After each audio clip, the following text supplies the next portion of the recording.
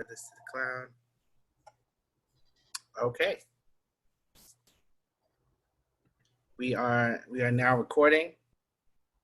We have the wonderful, brilliant, I can't even imagine how we convinced you to take this job, Reverend Dr. Emma Jordan-Simpson, Executive Director of the Fellowship of Reconciliation. We have Chrissy Stonebraker-Martinez. I don't know how you have time to also run this organization, in addition to all the other amazing work you do. And me, Aaron Goggans, also co-chair of the Fellowship of Reconciliation. And yeah, we were just having a conversation about what the fuck is happening and, you know, whether or not we should invite our community into a death contemplation of U.S. Empire and what is the actual legacy of the Fellowship of Reconciliations and what does it mean to be nonviolent and whether justice is real, you know, all of the central questions of those who try and be in fellowship with this moment and with people in this moment and those who try and reconcile our humanity in this moment. Mm-hmm.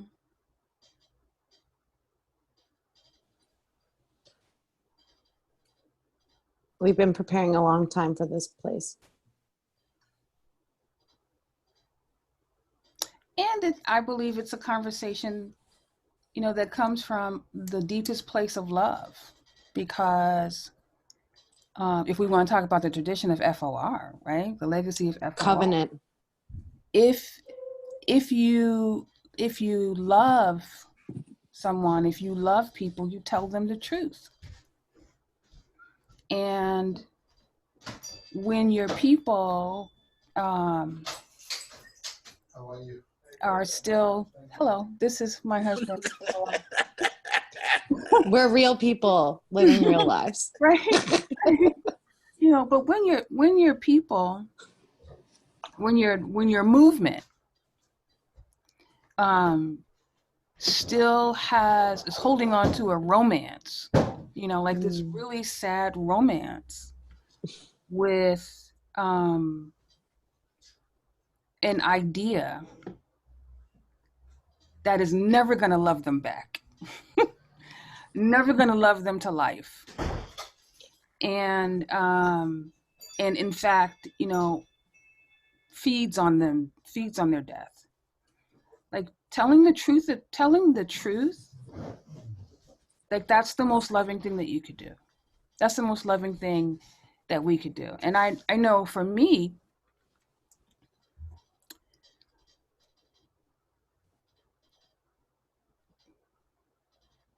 we spent a lot of time doing what, and I'm just, because I am a Protestant, right? We spent a lot of time doing what good Protestants do, which is to be very polite. You know, we're very polite, we're very nice.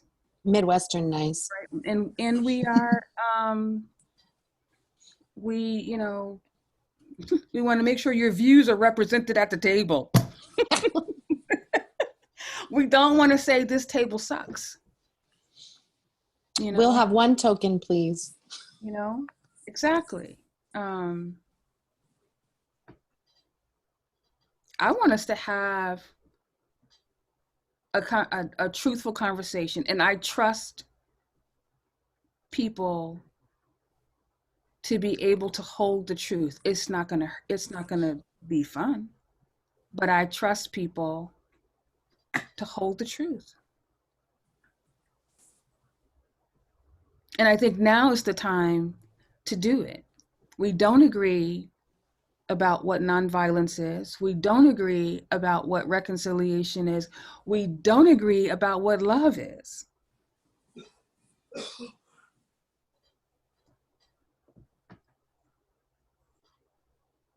And we need to talk about that.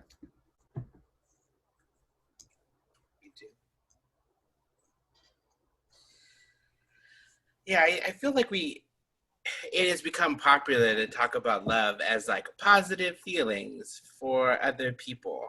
And it's like, maybe, I guess, I don't know. I feel like I have always been deeply informed by how Thich Nhat Hanh talks about love and how Buddhists talk about love. And there's 5 parts to it. It's a rigorous thing. You know, it includes things like sympathetic joy and being happy when someone else is happy. It includes compassion, but it also includes taking the steps it takes to make your beloved feel loved by you.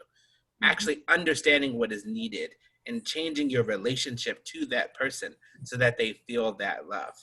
And I think that we have gotten to a place in which people in FOR are trying to balance love for some abstract concept of Black people in like trying to position people like my sister as like somehow in this lineage of MLK, and love for the police. But the police aren't asking for us to love them. They're asking for us to follow their authority. And that's Obey. a different thing, right? Yes, the police are asking us to obey them. They're not asking us for love. They're not asking for hugs. They're asking for billions of dollars and military resources. They're asking for the ability to be able to enforce the needs of capital without being held accountable. That's not love. And I think most of us who are in this would say that most of the demands, the actual visceral demands of people on the street of Black Lives Matter activists are to be seen as human beings, to put our wallets where our mouths are, to invest in Black children in school so that they don't feel like prisons, right? And I think people have to realize that we're in a state in which we're looking at 70 cars that have driven into protests now. Numerous Black people being lynched, and authorities call it a suicide. We are looking at Black trans women being killed at higher rates than we've seen in years. And people are in the streets, in plazas like here in DC, literally named after the movement, where the police are coming in and destroying free food centers, destroying and policing yoga and self-care events.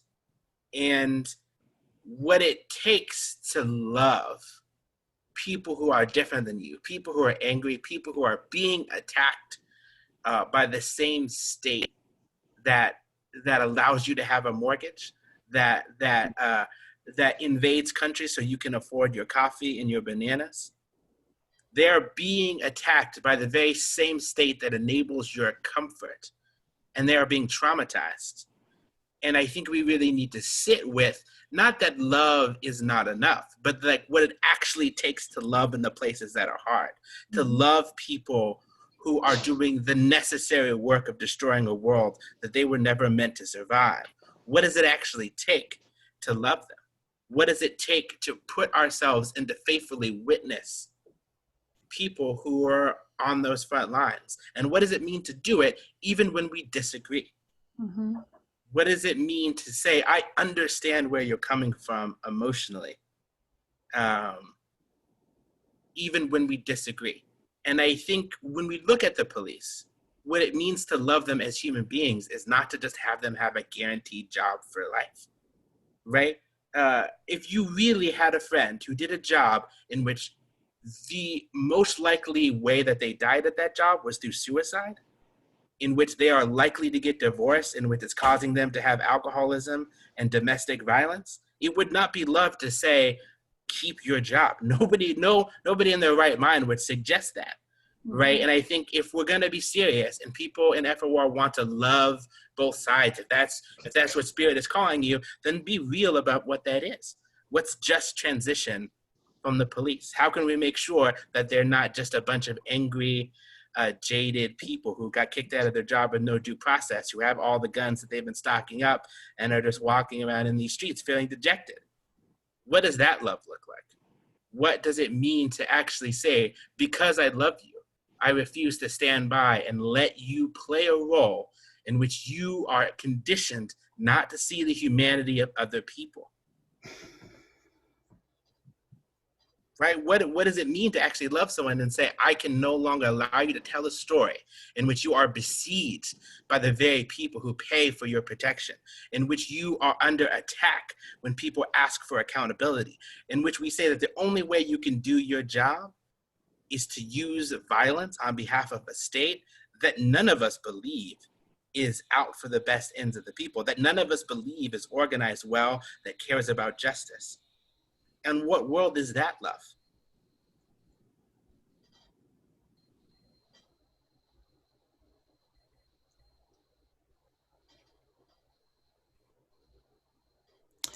So let's talk about love.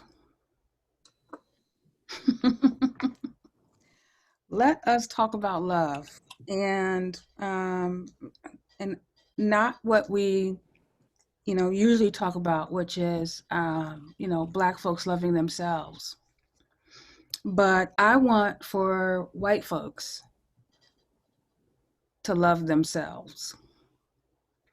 I hear so profoundly the voice of James Baldwin and his verdict that white Americans had become moral monsters because they could watch Black death and might be moved in feelings, but are not enraged enough to tear down the systems that cause Black death. Moral monsters because they don't see, Mike Brown laying in the street for hours as their child. They don't see,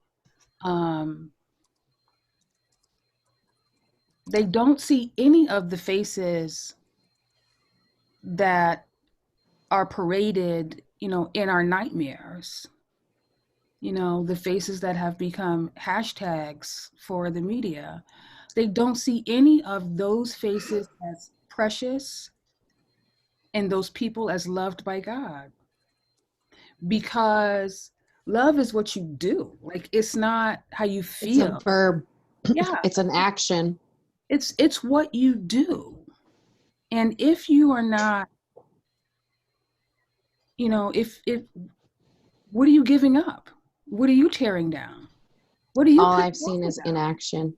Right. And so if we wanted, I would love for there to be a love movement right now among white people, for white people to talk to other white people and to rescue them, to do the work to rescue each other from being moral monsters. This is a matter of souls. That's the only kind of salvation I'm looking for people to find. Do that work. And don't police the work that we do to hold on, the work that Black folks do, the work that people of color, Indigenous people do, to hold on to the joy that they have that the world didn't give and the world can't take it away. Like, stop policing that.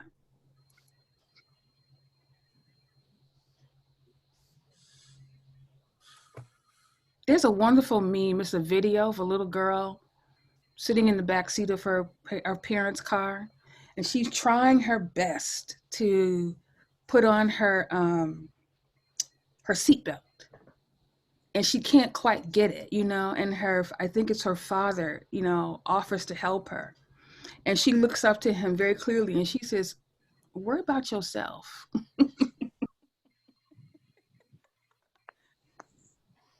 I don't think white Americans are worried about themselves.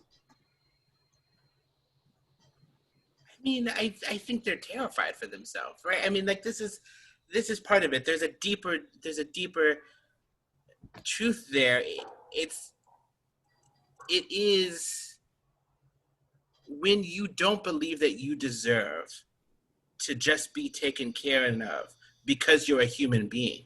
Mm-hmm. When you think that there are things you have to accomplish in mm-hmm. order to be taken care of, you look at other people who have not accomplished those things and then think they don't deserve it. Because if they deserve it, what does that say about you? And why are you putting in all this effort to have a mortgage if you should just be taken care of as a human being? I think it's more complicated than that, because it's not just the white people. It's also our Black middle class people sitting saying, like, I got here because I worked hard. Bootstraps. Right. And I want to say, you shouldn't have had to work that hard.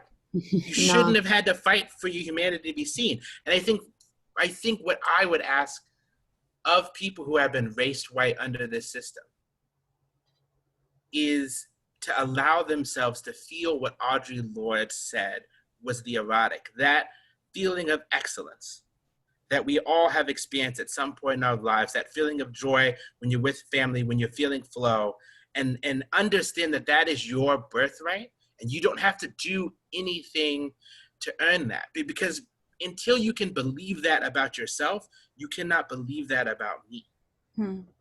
I think that you can love people.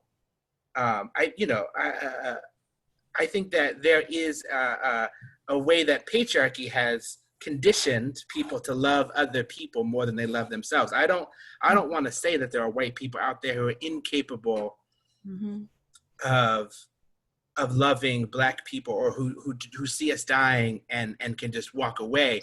But love isn't just a positive feeling. It's not just well-wishing for other people. To actually engage in the practice of loving in the way that is needed in this moment, you have to love yourself in a way that is different. Takes work. Absolutely. It is like Ramalad Owens talks about in Reverend Angel in Radical Dharma. You are policed too.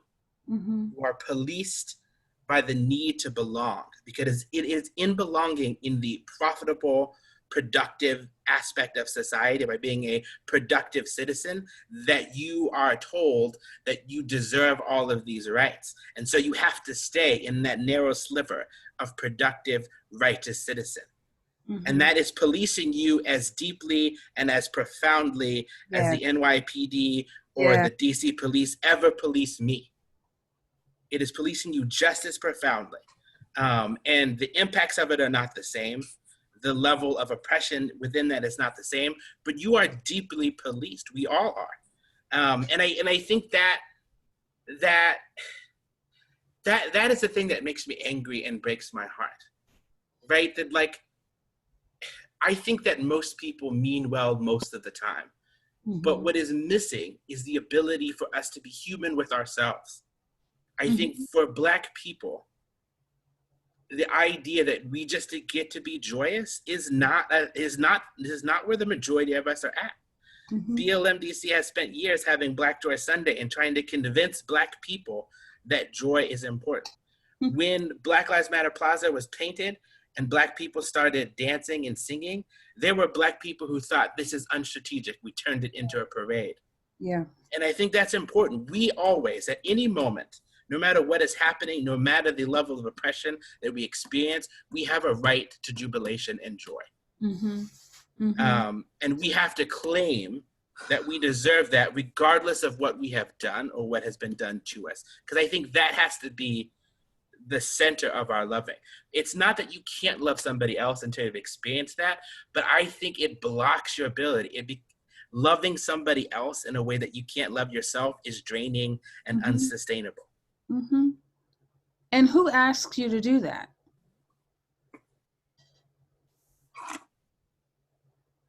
I think it's a reclamation. Bad theology asks you to do that.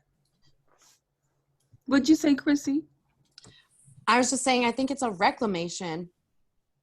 It's a remembering, right? It's a returning to, conjures up for me like all of those understandings of what is radical to get to the root of. For people like myself, racialized as Latinx and displaced from my indigenous homeland, we can't love ourselves because we can't even see ourselves. It's total invisibility of whose land we're actually on.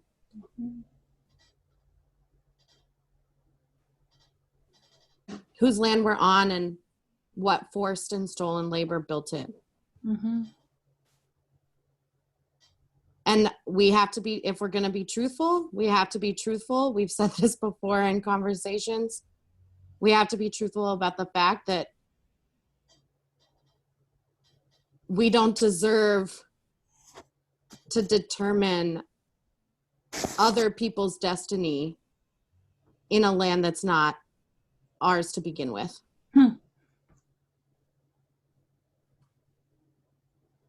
That doesn't mean that some of us haven't become part of this land or come to know it,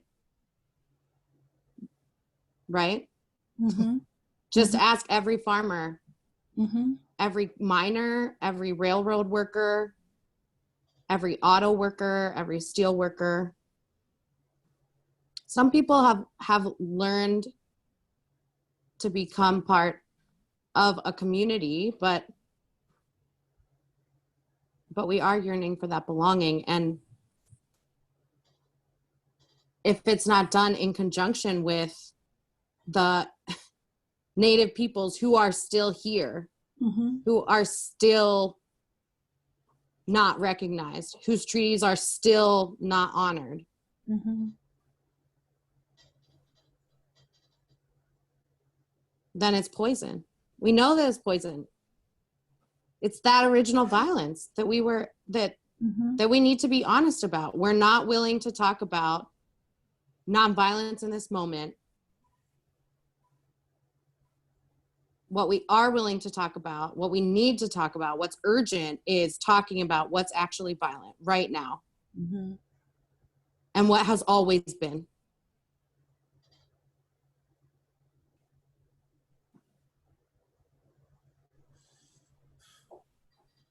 Yeah.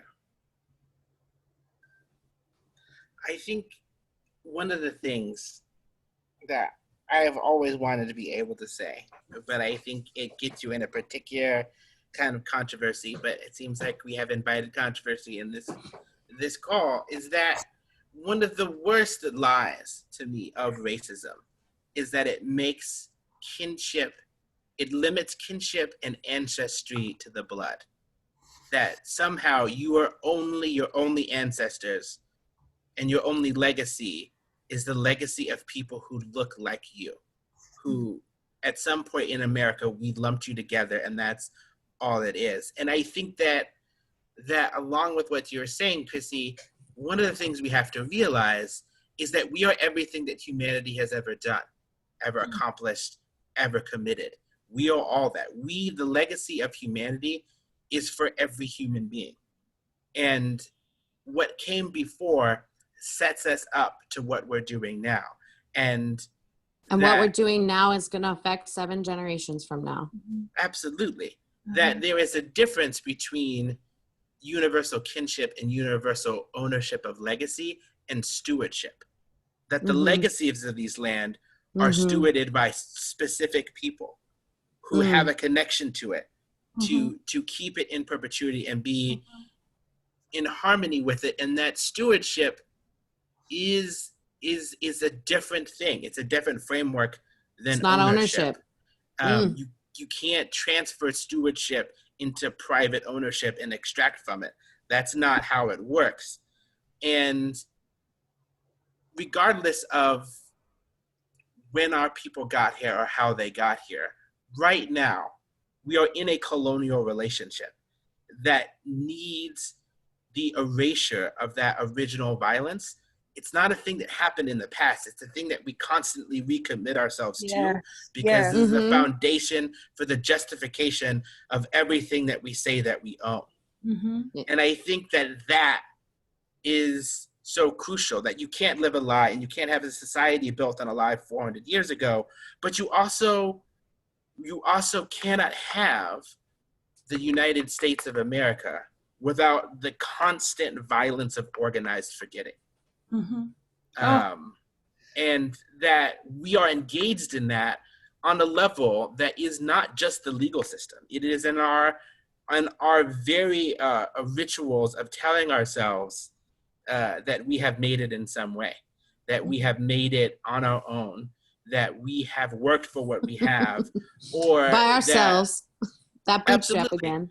Absolutely. Or even I will say Bernie Sanders' sort of socialist imperialism, that there is a pot of money in the United States, and what we need to do is distribute it amongst the United States equally, without having a real conversation about where do we get what we get, right? That like we are living in clothes that are sewed by the hands of 13-year-olds in Bangladesh who are not paid enough to buy the very clothes that we buy cheaply, right? That like this is a present system of extraction, and that we have not figured out.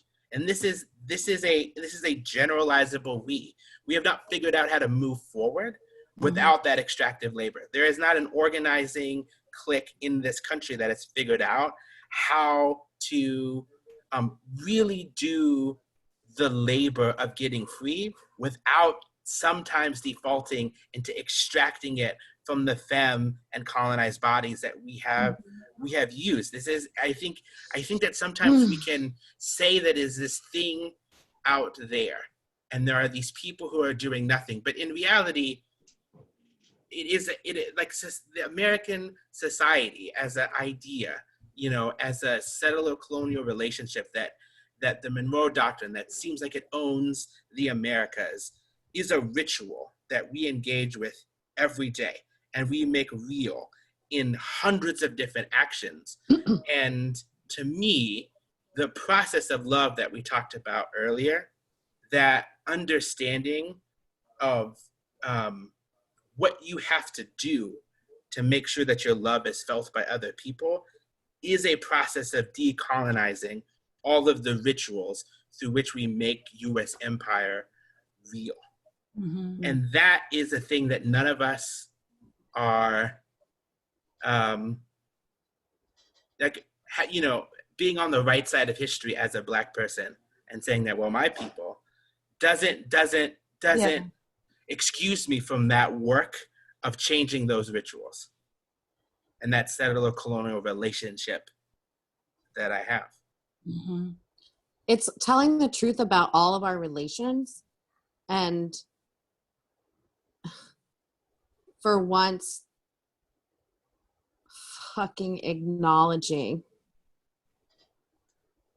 that we have an interdependence and an effect on all the things that we are in relation to. Everything you change changes you. Everything you touch changes you.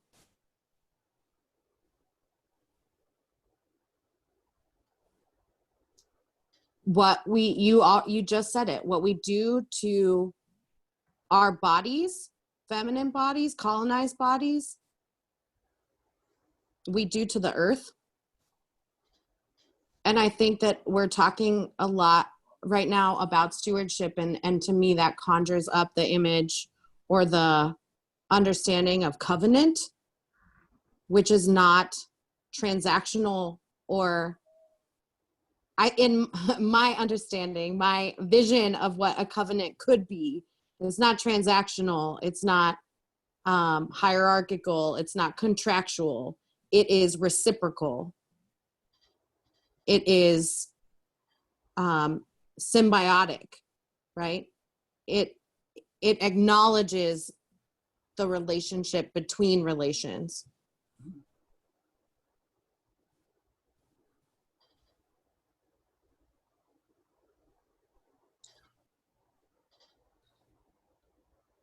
You know, this reminds me of a thing that we talked about on our National Council call yesterday, about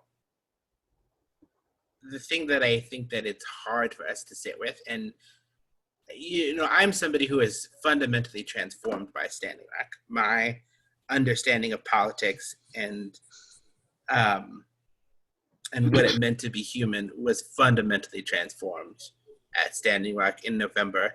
And the thing that just like I wake up in the middle of the night and I think about is something that happened in the decolonizing sessions And the phrase that echoes through my head is like, you are going to be asked to leave. Mhm. Right? That like, and we're seeing this on such a beautiful micro scale of Oklahoma of, like, we have to sit with that we are going to be asked to leave. And I think that this exists for some people. This will exist super literally, right? Like, respecting indigenous sovereignty on some level means that like people live in places they're not going to be able to live once that happens. It also means we have to leave these life worlds we've constructed around ourselves based on this lie of who the founding father was and what it means to be an American, and what it means to be successful, and how we have to leave all that behind. And as a Buddhist, there is something truly liberatory about that, right? It's not, I think that we shouldn't think of it as a like, well, you know, my people have been here for 400 years and where am I supposed to go? It's an opportunity to realize that we never really liked it here. That there is a reality that we are experiencing about what the United States has always been. And Trump in some ways has forgotten one of the most important roles of a president is to pretend that America was something else. And that we, like, I don't think that revolution always comes in this massive, incomprehensible break where what comes after is incomprehensible to what became before. But revolution is a series of actions. And one of those, I think, should be a death contemplation of the United States and letting it go and being like, what would it actually mean to be asked to leave? Because that's the thing about consent. If people can't say no, if people can't ask you to leave, then you're not actually respecting that authority. And You're not actually being accountable to absolutely. that relationship. Absolutely. And there's something freeing about that, right? There's something freeing about, if I'm asked to leave this framework that I've been living in, I can set a lot of shit down that's been weighing me. And I can choose and be choiceful about what I leave. And I can actually engage in a human conversation with other people about what is the process that needs to happen for me to come back. And what is the process that needs to happen for me to enter into a relationship of stewardship. And that might mean nobody gets to be on Turtle Island for 100 years, but probably not. You know, it probably means something else entirely, like entering into a relationship of reciprocity and actually respecting rituals of asking to be able to come onto communal land and respecting treaties and paying reparations. It is more likely, I think, if we were to immediately, as a community of people, respect indigenous sovereignty over all of the land, that it would feel much less like a massive upheaval where we all become refugees, and much more like we would return the part of ourselves that we gave up to always be standing on somebody else's neck. They would actually feel like, for those of us who are most vested in the system, who feel like it has given us everything that we need, I would argue that even for those people, it would feel like a return to some sort of internal sense of home. Some sort of fullness would return to all of us if we actually let down and set down all of these crazy ideas that we are attached to, that we are attached our self-worth to. The crazy ideas of violence. Yeah, I think recognizing that the United States only exists through a political order that has created more violence than it has created peace or love or joy doesn't actually destroy so many of the things that we always say that it does. It doesn't destroy my grandfather, like what my grandfather learned in World War II. It doesn't destroy the honor that he developed being drafted into that war. It just means like, I don't valorize that he helped kill other people, right? Like the things that we love about our past, many of those things either get a different, more realistic light, or they're replaced by other things, right? The legacy of indigenous and enslaved people who found commonality in the swamps of Virginia, right? Or came together in the Seminole Nation, also gets to be a part of the legacy. The freedom that was found there, the culture that was found there, the new identities that were created. The joy that was built. Absolutely. That gets to be something that we get to pick up if we set down U.S. Empire, right? That's part of it. We get access to not the stewardship of everything, but we get access to the legacy of humanity.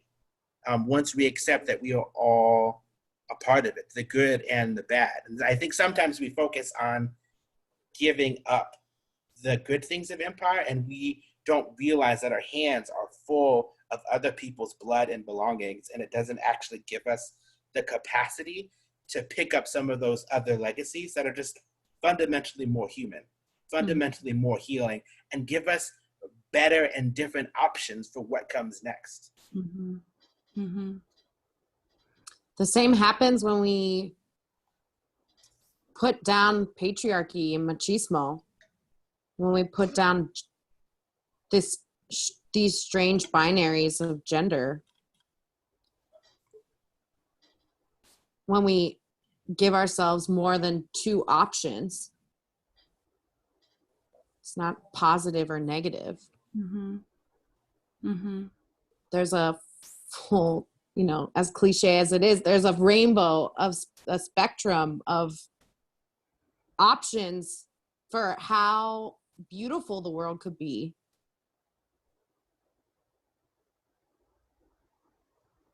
If we turn off the, two-tone TV.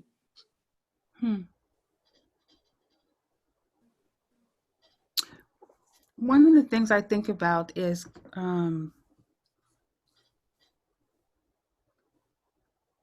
do you put it down?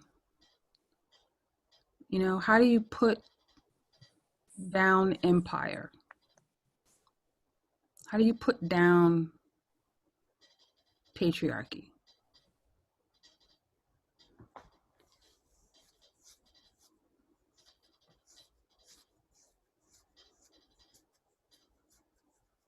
I don't know that I could say that I've put down patriarchy, but I've certainly set down bits of it. One part is a denunciation, an acknowledgement that it even exists. That's what we're doing here right now, acknowledging the empire exists. And then it dominates and oppresses our entire society.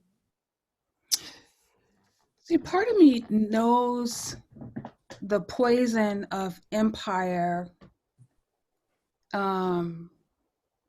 because I also know like the joy of community and the joy of relationships, and the more I invest in these things, the more I divest. And I don't think the question I'm asking is about like logic or what's the first thing you do. But if you are only in touch with those things and you're not in touch, have not experienced or seen or you've ignored that which is not, or that which could give you the opportunity to imagine, dream, vision. I would think you'd hold on to what you have all the more tighter. Yeah, I think for me, in thinking about putting down patriarchy, it took a really real investigation of what it got for me. Mm-hmm. Like thinking of it less as social privilege that I didn't want to give up, or a sense of entitlement, though I think both of those things are connected deeply to what it did for me, but just on a concrete level, in the moments that I invested in it, what need was that a strategy for me to get? A sense of social standing, a sense of certainty, a sense of performative nature that I am worthy and I deserve it. And I think that is emotionally the first step of all of this. It's understanding what it was for me. And I think what I realized was how much the thing that patriarchy gave to me was not what we on the left or we in progressive spaces say that it was.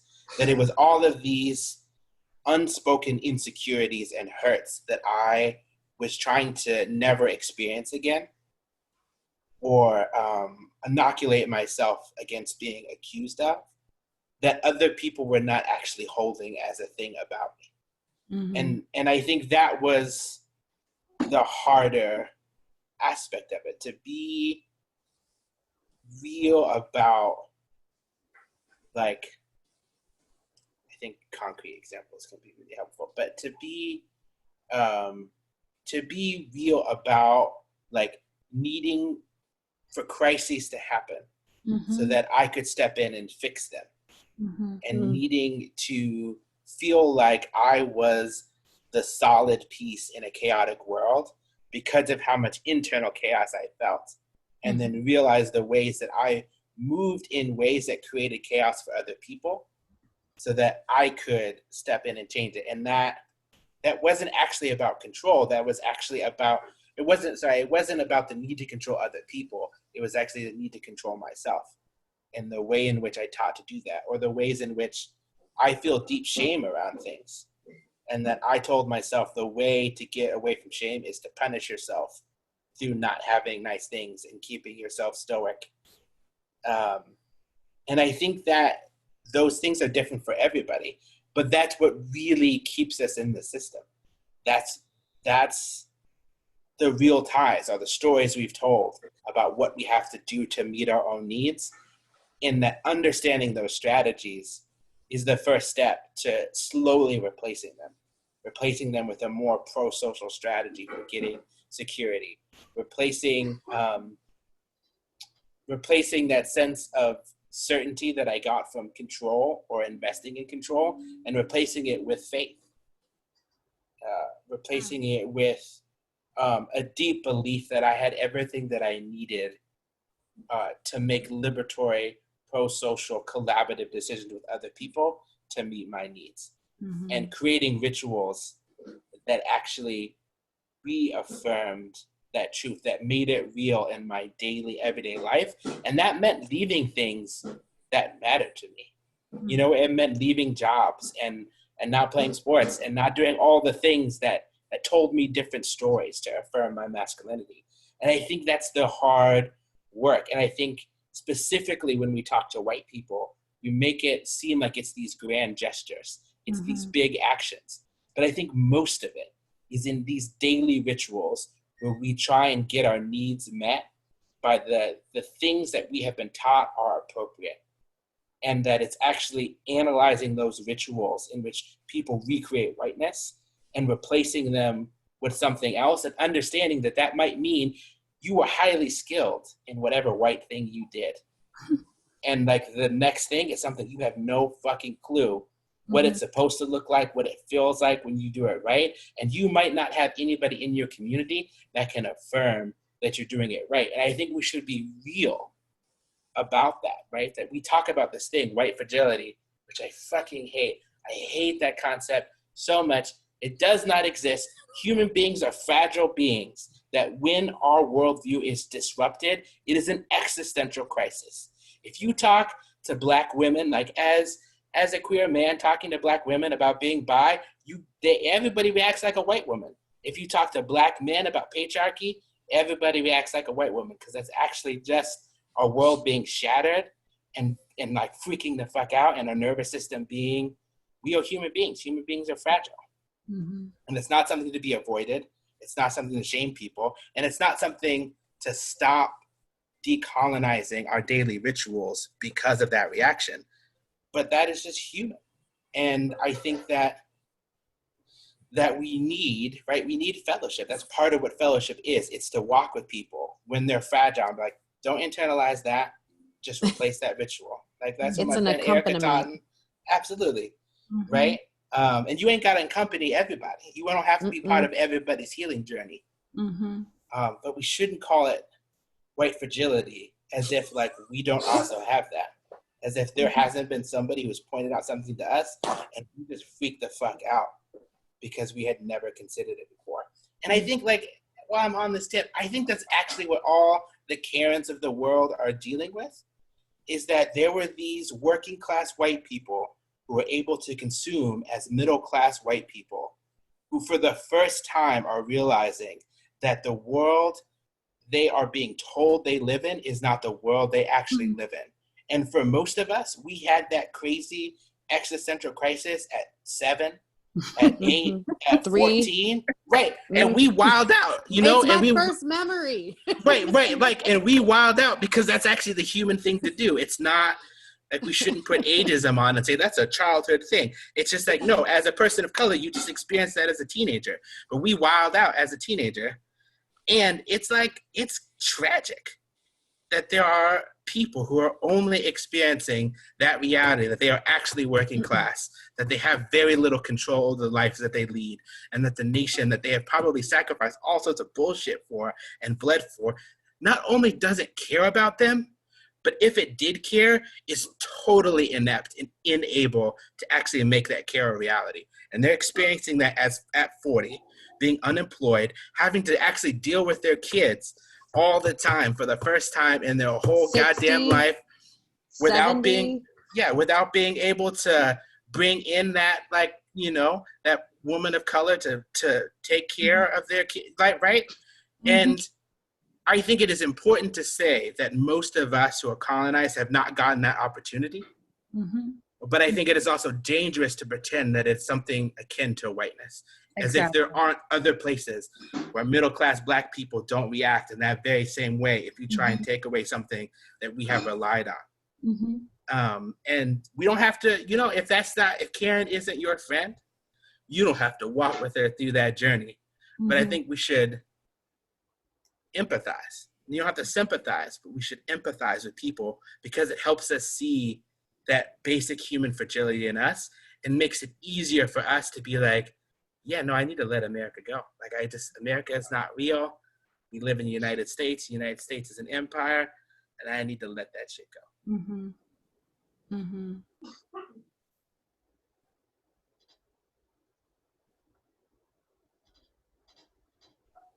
So I have to say that, you know, the other side, or I don't know if it's the other side, but in the same room, you know, with white fragility is this notion of vulnerability.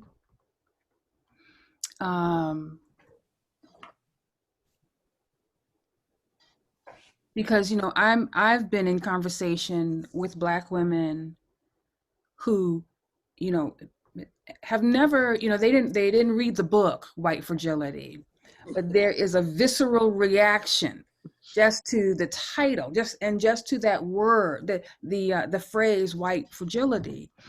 You know, but it calls up conversations of like what it means to live in a world where you're not expected to be fragile. You're not expected to be, you know, vulnerable. You're not allowed to be vulnerable. You're not allowed to be fragile. That this machine depends, you know, upon your back and upon you swallowing your feelings and upon you and sometimes even, you know, the safety of your family, the food on the table depends upon, you being what Shaniqua Walker Barnes calls, that strong Black woman, with this, she takes the 3 words and squishes them all together, and you become this sort of, this other thing.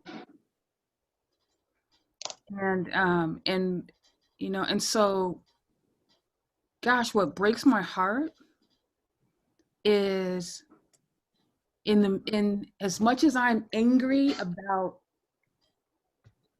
all this other stuff, like, I am heartbroken that we have to fight for the space, and that I have to spend so much time, effort, convincing sisters that you can take that off, and that on the days in which, like, I have successfully taken it off, to take off that cape, that I have to remember, pick up the phone and tell somebody, because they're gonna learn from this, like we don't get to be fragile, and don't get to be vulnerable, and so yeah.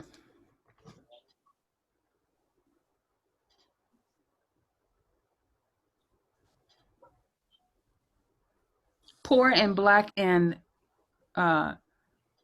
subhuman, and it is the reason why I think if we extend that, and in my conversations, we do extend that to the ways in which, our little girls are not seen innocent or human, or, or Black women are not seen as capable of feeling pain. Do you know how many doctors I have had to fire in the course of my life? Too many. Who, it didn't matter how much education I had. It didn't matter. My voice meant nothing. And saying that I was in pain meant nothing. And so, yeah, our children look like, big bears, and they're not, innocent, and they're not human.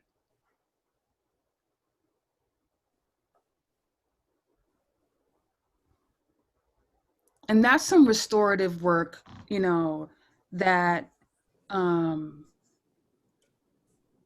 like, I want us to be free to do, to address our own healing.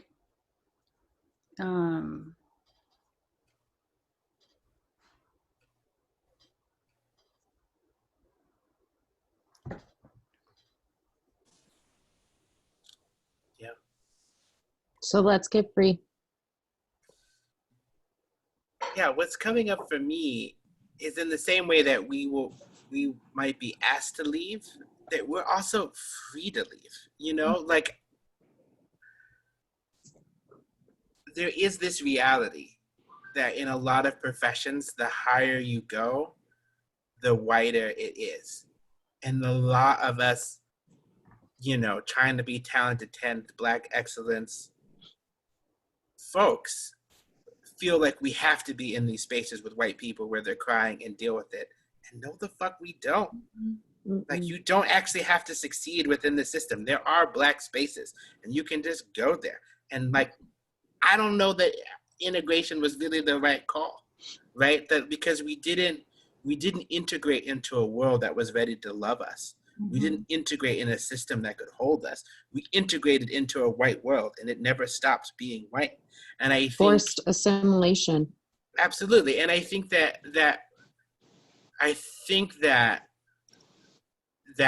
we can get trapped when we are in a situation relying on white people before we have done the work of healing internally, that we are caught in a white life world that we can't step out of. Yes. And I grew up around white people and then had white roommates, and And I just felt devastated by their every microaggression until BLM came and we got all Black spaces, and that was healing. And I didn't give up my white friends, but I created a world in which there were other options so that I could choose to be with white people. I made choices to be with white people in white spaces on my terms. And when it was on their terms, it wasn't the only way that I could pay my rent or the only way I could have social interaction. And I think that's important, that we as Black people actually get to control that. And, you know, I coach this Black dude who is like, he is like the Barack Obama of the nonprofit space. And I say that in the most like loving way. Like he is more qualified than everybody else he's ever worked with. He comes on time. He did all the readings. He comes sharp. His shit is ironed. His hair is perfectly faded. He remembers everything that was ever asked of him. And he always goes above and beyond. And we were doing this process, and I was like, these white people just came in and interrupted him and still talked to him like he was new.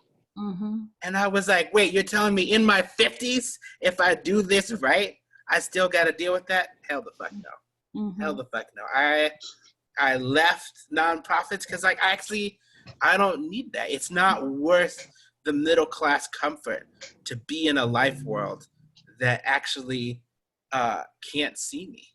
And I think that most of us actually have more choice around that, right? Like that's what capitalism does. It makes us think that our livelihood is tied to succeeding in a capitalist system, when in reality, for most of us who are professionals, it's our comfort is. Because there's all sorts of places where we could just be Black and free and we would struggle economically in a different way. But in my experience, it's worth it.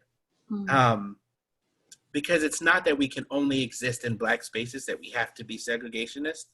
But I think that Black people have to succeed on our own terms as Black people in order to move into an identity where we are comfortable in who we are and know the kind of spaces that we can be in and know what we need. And then we can enter into all these other life worlds around the world from a different place because we chose to. It's a freedom of movement. Absolutely. But you know, not every Black space is a safe space. That's true. All skin folk ain't kinfolk. Okay. You know. All brown folk ain't down either. Okay. And while that's some work there, because not all Black space is safe space, I feel like we have to be, you know, well, my seminary professor, you know, James Cone used to say, you can't just be Black. You have to be ontologically Black, not just Black. It doesn't matter, you know, if you show up in a room and everybody there is of color or Black, you know, because if the air that we are circulating in there is still it smells like white supremacy, you know, if that's the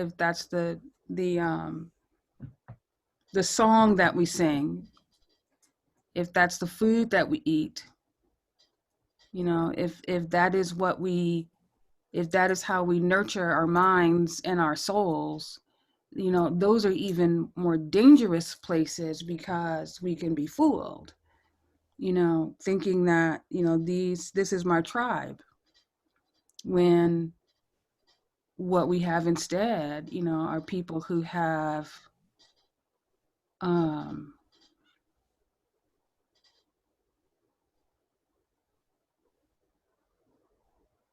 swallowed a lie. And that's the egregious thing about oppression. You know, that I think that there is So there is the moment when you can, or moments when you can, and I'll speak for myself, when I can for myself see the truth, right? And I can see the harm. But it is a choice every day to choose not to replicate that. You know, it's a choice every day to, you know, not to stick my head in the sand about it. And, you know, and not to send that on to the next generation. You know, not pledge our children into that. This is what it means to be Black. You know, that is a choice every day. And on the days when I have been holding up the world on my shoulder and I'm exhausted, damn.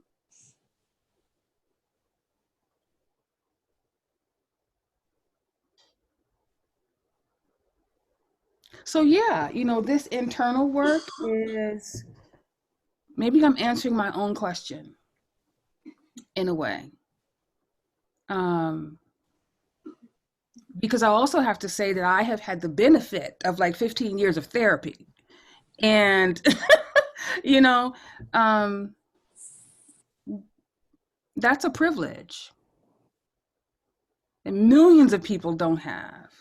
And we want them to be in a space where, or I want them to be in a space where they can be open, they can have the wherewithal, the emotional bandwidth, all of that, to see the truth and choose another way. And for that to be intentional.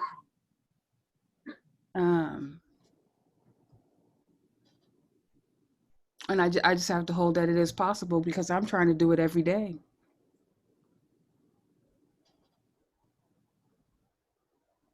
When you can be made to hate yourself.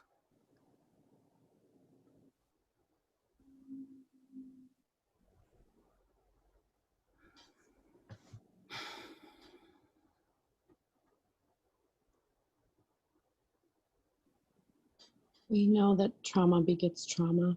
Mm-hmm. And I think the three of us also know that Grace Lee Boggs reminded us that to transform the world, we have to transform ourselves. Mm-hmm. Mm-hmm.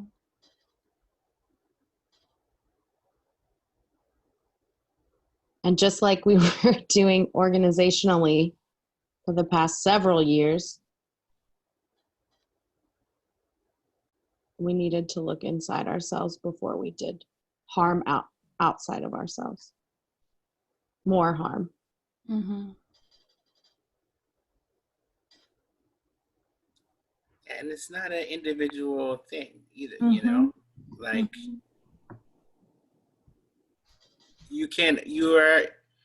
we're social beings, and we need other people to recognize our truth. I mean, that's the real rub, right? Like, That accompaniment. you can't get free by just telling yourself a story of it, right? Like, I think a lot about Zora Neale Hurston, and one of the lines she has that I love, which is just like, why would anybody deny themselves the pleasure of my company?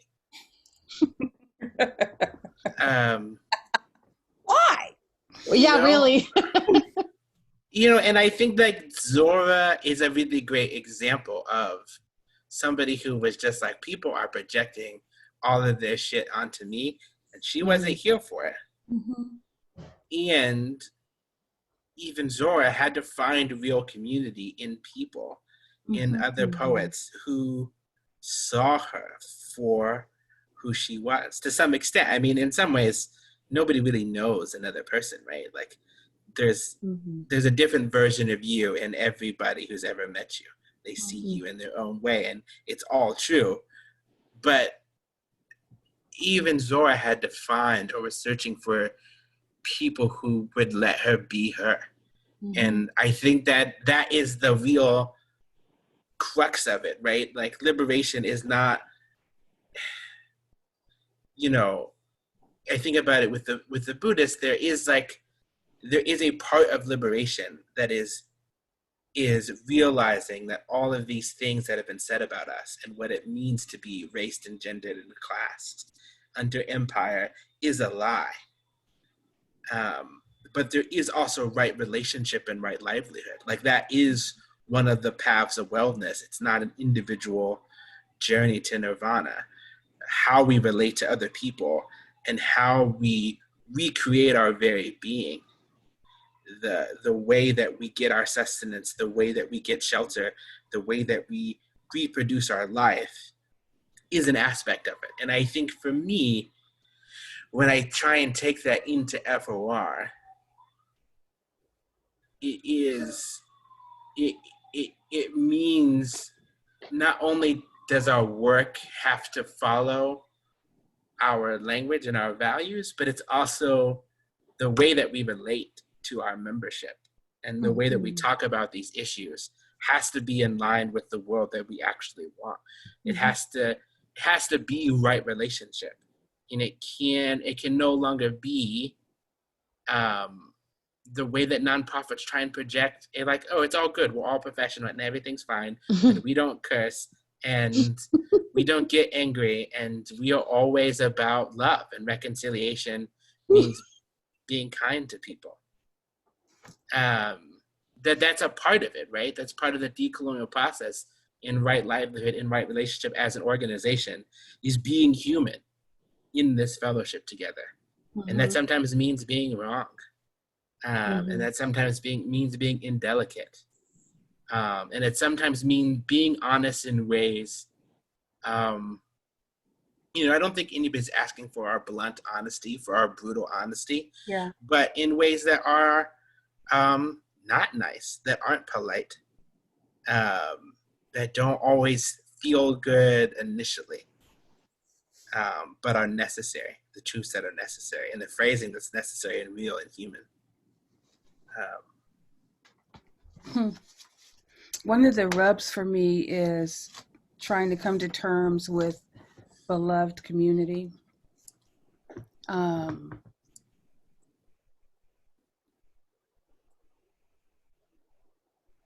it's not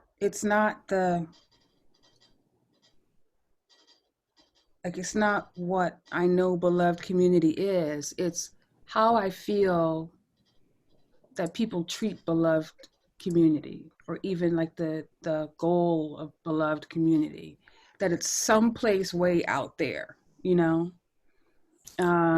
maybe it's because the whole lot of Christians, particularly my folks,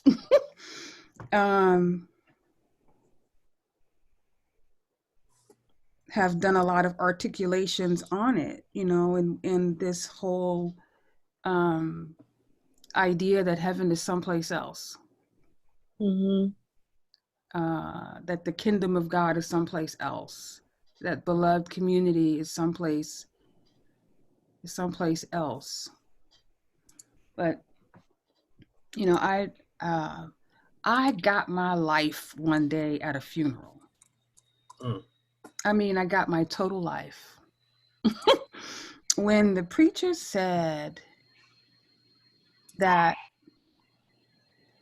eternal life is what we are living right now, he said, because the scripture says we know that we have passed from death to life when we have love for one another. And I had to sit and think about that we know that we have passed, even like right now today, from death and how death is constructed. We've passed from death to life when we have love for one another. And love is doing the work to hear the truth about yourself. Love is being engaged enough to tell the truth.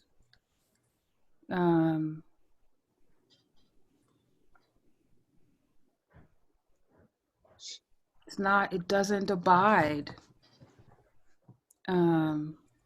spaces where we have to leave parts of ourself out in the hall, that you can't show up fully, and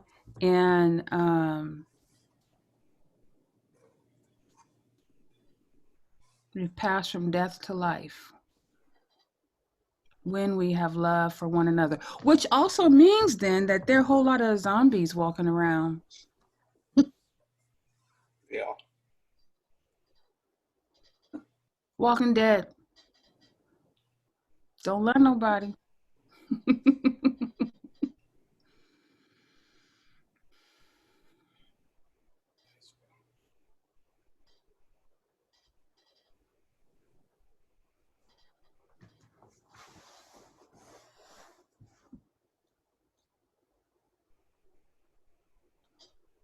Well, I mean, maybe zombies is where we leave it. You know, we Sounds started about with right. love. We started with love, and then we end on that. How do we not be zombies? I don't know. We need an antidote. Yeah. Love.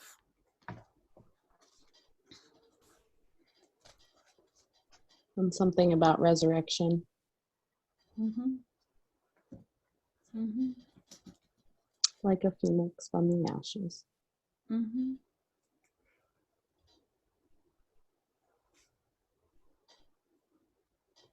My faith tradition taught me a saying, take from the altars of the past the fire, not the ashes.